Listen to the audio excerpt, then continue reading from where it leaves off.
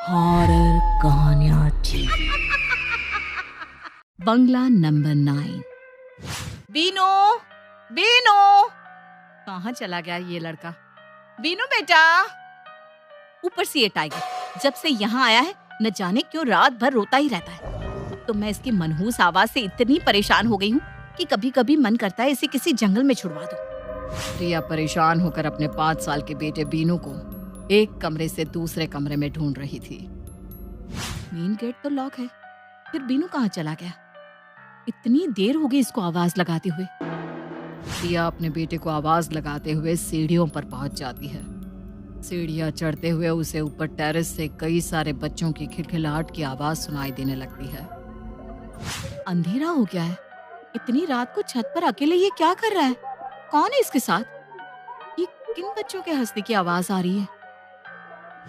छत पर पहुंचने के बाद वो देखती है कि उसका 5 साल का बेटा बीनू छत की बाउंड्री वॉल पर खड़ा हुआ जोर जोर से हंस रहा है। बीनू, वहाँ क्या कर रहे हो तुम? अरे इतनी ऊपर तुम चढ़े कैसे? देखो हिलना नहीं, वहीं खड़े रहना, मम्मा आ रही है तुम्हारे पास। बिल्कुल मत घबराना बेटा। अकेले यहाँ क्या कर रहे थे तुम? और दीवार के ऊपर क्यों चढ़े थे बोलो? आपने मुझे नीचे क्यों उतारा? वो नाराज हो रहे हैं, जाने दो मुझे। कौन है यहाँ? मुझे तो यहाँ कोई नजर नहीं आ रहा। मम्मा वो लोग आपको देखकर छिप गए हैं। अभी तो यही थे मेरे साथ, उन्हें आपका आना अच्छा नहीं लगा। ये क्या बहकी बहकी बातें कर रहे हो? चलो नीचे, और आज के बाद अकेले ऊपर नहीं आओगे, समझे? बीनू की कही बातों को रिया सिरे से नकार भी नहीं पा रही थी, क्योंकि बच्चों के हंसने की आवाजें तो उसने भी खुद अपने कानों से सुनी थी। नीचे आकर बीनू को कमरे में छोड़कर रिया जैसे ही किचन में गई, उसे एक बार फिर से बीनू के कमरे से बच्चों की जोर जोर से हंसने की आवाज सुनाई देने लगी। अमित सिविल इंजीनियर था। हिमाचल में एक बहुत बड़े प्रोजेक्ट पर उसे काम मिला था। इसी काम के सिलसिले में वो अपना चंडीगढ़ वाला घर छोड़कर पत्नी रिया और बेटे बीनू को लेकर कंपनी के दिए हुए बंगले में शिफ्ट हो गया था। कुछ दिन बाद, अमित, ये जगह कुछ अजीब सी नहीं लगती तुम्हें? दूर दूर तक कोई इंसान नजर नहीं आता, बस बर्फ और सन्नाटा ही दिखाई देता है हर तरफ। अरे सामने का बंगला है ना, तुम दोस्ती बढ़ाओ उनसे, ठीक है? फिलहाल तो मैं चलता हूँ, बाकी बातें शाम को करते हैं। अमित के जाने के बाद रिया ने उम्मीद भरी नजर से एक बार फिर सामने वाले बंगले की तरफ देखा, लेकिन रोज की तरह अभी भी बंगले में सन्नाटा पसरा हुआ था। अजीब पड़ोसी है, एक बार हाय हेलो भी नहीं किया। इस बंगले को देखकर ऐसा लगता है जैसे ये बंगला नहीं, भूत बंगला हो। दिन ढल गया था। रिया खिड़की के पास बैठी अमित के लौटने का इंतजार कर रही थी कि तभी सामने वाले बंगले में लाइट ऑन हुई और रिया के ठीक सामने की खिड़की खोलकर एक औरत बाहर की ओर देखने लगी। हेलो। रिया के हेलो कहते ही वो औरत खिड़की के सामने से गायब हो गई और उस कमरे की लाइट भी ऑफ हो गई। रिया कुछ समझ पाती उससे पहले ही उसे अपनी खिड़की के बाहर एक औरत बच्ची के साथ खड़ी हुई दिखाई देती है। अरे आप तो अभी सामने खिड़की पर थी ना? हेलो, मेरा नाम दिव्या है। शायद आप मिलना चाह रही थी, तो मैंने सोचा मैं ही आकर आपसे मिल लेती हूँ। आपको कैसे पता मैं आपसे मिलना चाहती थी? कहने का मतलब है कि इस सुनसान इलाके में पड़ोसियों के नाम पर एक हमारा ही तो बंगला है, ऐसे में कौन मिलना नहीं चाहेगा। ये आपकी बेटी है? रिया ने दिव्या के पीछे छिपकर खड़ी एक 5-6 साल की बच्ची की ओर उंगली करके पूछा। हाँ, मिष्टी नाम है इसका। अजनबियों से घबराती है, इसलिए सामने नहीं आ रही। आप लोग शाम को आइए ना डिनर पर। बरसों बीत गए किसी को अपने घर डिनर पर बुलाए हुए। हाँ, क्यों नहीं। अमित के आने के बाद हम लोग 9 बजे तक आते हैं। थोड़ी देर बाद अमित ऑफिस से घर लौट कर आता है। रिया अमित को दिव्या के डिनर इनविटेशन के बारे में बताती है और फिर वे तीनों रेडी होकर दिव्या के बंगले पर पहुंच जाते हैं। बंगला बिल्कुल सुनसान दिखाई दे रहा था। जैसे ही अमित और रिया ने दरवाजा खोलकर अंदर हॉल में कदम रखा, न जाने कहां से एक काली बिल्ली ने आकर उनके ऊपर छलांग लगा दी। ये कैसा भद्दा मजाक है रिया? पूरे बंगले में अंधेरा है, ऊपर से यहाँ कोई दिखाई भी नहीं दे रहा, और पता नहीं कहां से इस बिल्ली ने हमारे ऊपर हमला कर दिया। रिया, रिया, आर यू श्योर दिव्या ने तुम्हें डिनर पर बुलाया है? ये भी कोई मजाक करने की बात है अमित? अपने घर बुलाकर ऐसे कौन करता है? रिया और अमित ने देखा कि बंगले में रखा हुआ सामान बिल्कुल पुराना और गंदा दिखाई दे रहा था, जैसे सालों से किसी ने इस्तेमाल ही ना किया हो। दीवारों पर लटकी तस्वीरों पर धूल जमा थी और जगह जगह मकड़ियों ने जाल बुन रखे थे। मुझे कुछ ठीक नहीं लग रहा अमित, हम लोग वापस चलते हैं। रिया और अमित जैसे ही हॉल से निकलने के लिए मुड़ते हैं, पीछे से दिव्या की आवाज सुनाई देती है। अरे रिया, कहाँ जा रही हो?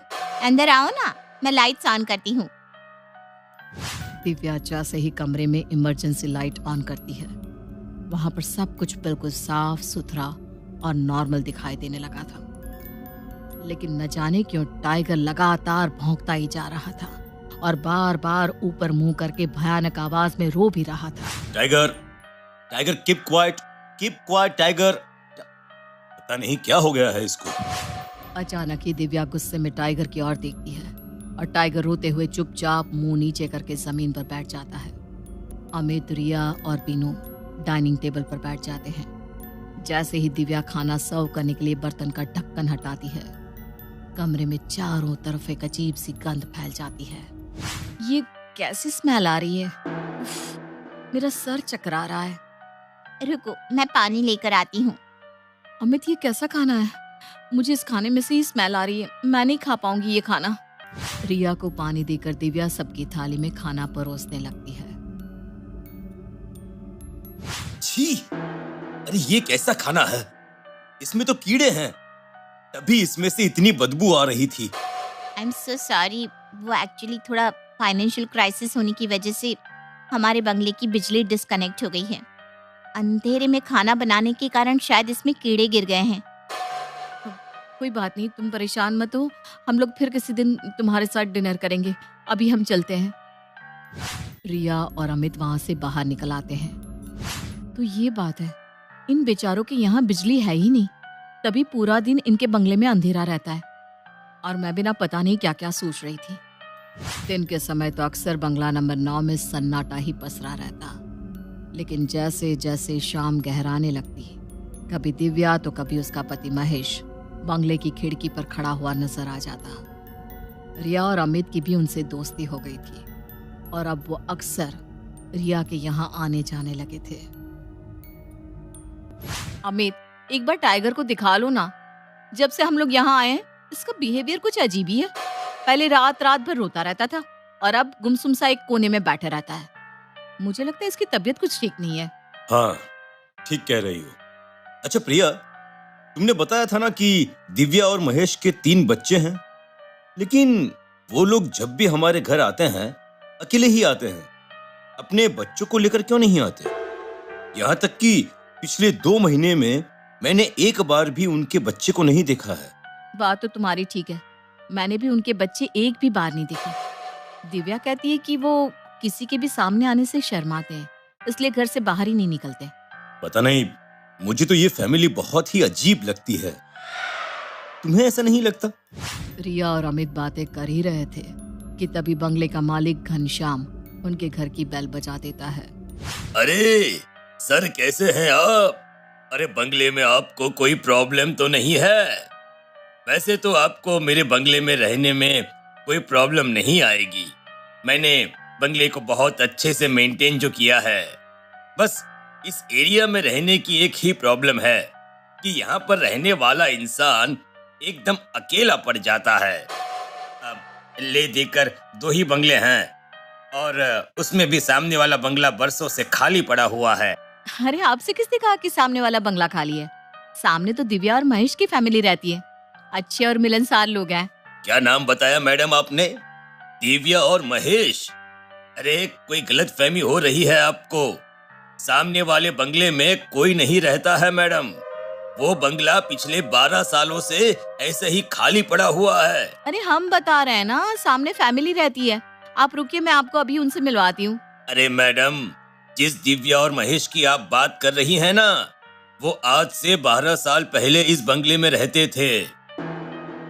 बहुत कर्ज में डूब गए थे, एक तो अकेलापन और ऊपर से लेनदारों के उलाहने। डिप्रेशन में आकर एक रात परिवार सहित आत्महत्या कर ली थी उन लोगों ने। उनके सुसाइड के बाद इस बंगले में कभी कोई रहने नहीं आया। और आप कह रही हैं कि आपने दिव्या और महेश को देखा है। मकान मालिक घनश्याम की बात सुनकर दिव्या और अमित के होश उड़ गए थे। पिछले कुछ दिनों से उनके साथ घट रही सभी अजीबोगरीब घटनाओं का उत्तर जैसे उन्हें मिल गया था। अब मुझे समझ में आया। अब समझ में आ रहा है कि बीनू क्यों ऐसा कहता था कि उसके दोस्त हमें देखकर छिप गए हैं। उसके कमरे से आती बच्चों के हंसने की आवाजें किसकी थी? दिव्या का बंगला इतना अजीब क्यों था? और वो खाना, हे भगवान, इसका मतलब इतने दिनों से हम जिनसे मिल रहे हैं वो इंसान नहीं, आत्माएं हैं। दिव्या और अमित का चेहरा डर से सफेद पड़ गया था। मकान मालिक घनश्याम पूरी कहानी सुनाकर वहां से जा चुका था। तुम बीनू को लेकर आओ, मैं गाड़ी निकालता हूँ। बीनू बेटा चलो, हमें अभी यहाँ से चलना होगा। मम्मा वो कह रहे कि अगर हम यहाँ से गए तो वो हमें मार डालेंगे। कुछ नहीं होगा बेटा, मम्मा है ना आपके पास, चलो बेटा। रिया बीनू का हाथ पकड़कर कमरे से बाहर आती है तो देखती है कि 3 भयानक शक्ल वाले बच्चे सामने खड़े होकर गुस्से में उसे घूर रहे हैं। हमारा डर ही इनकी ताकत है बेटा, डरो नहीं, चलते रहो। तभी दरवाजे पर दस्तक होती है। रिया, दरवाजा खोलो, तुम ऐसे यहाँ से नहीं जा सकती। रिया। अमित, पीछे वाले दरवाजे से बाहर चलो, हमें अभी यहाँ से निकलना होगा, जल्दी करो। अमित बेटे विनू और रिया को गाड़ी में बिठाता है और गाड़ी स्टार्ट करने लगता है। अरे ये गाड़ी स्टार्ट क्यों नहीं हो रही है रिया? मुझे बहुत डर लग रहा है।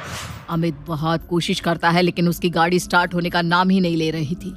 तभी आसमान में काले बादल घिराते हैं और तेज बरसात के साथ बिजली चमकने लगती है। बिजली की चमक में अमित को अपनी गाड़ी के सामने दिव्या और महेश डरावने चेहरे के साथ खड़े हुए दिखाई देते हैं। जल्दी जल्दी जल्दी अंदर चलो चलो, और मन ही मन में भगवान का नाम लेते रहो। दिव्या और महेश समझ गए हैं कि हम लोग ये घर छोड़कर जा रहे हैं और शायद वे लोग हमें यहाँ से जाने नहीं देना चाहते। रिया और अमित दौड़ते हुए वापस अपने घर के अंदर आ जाते हैं और मन ही मन भगवान बजरंगबली का स्मरण करने लगते हैं। बाहर से लगातार महेश और दिव्या के दरवाजा पीटने की आवाज सुनाई दे रही थी। पूरी रात दिव्या और महेश की आत्मा तरह तरह से उन्हें डराने की कोशिश करती रहती है, लेकिन रिया और अमित एक दूसरे का हाथ थामे लगातार हनुमान चालीसा का पाठ करते जा रहे थे, जिसके कारण वो दोनों आत्माएं उनके नजदीक नहीं आ पा रही थी।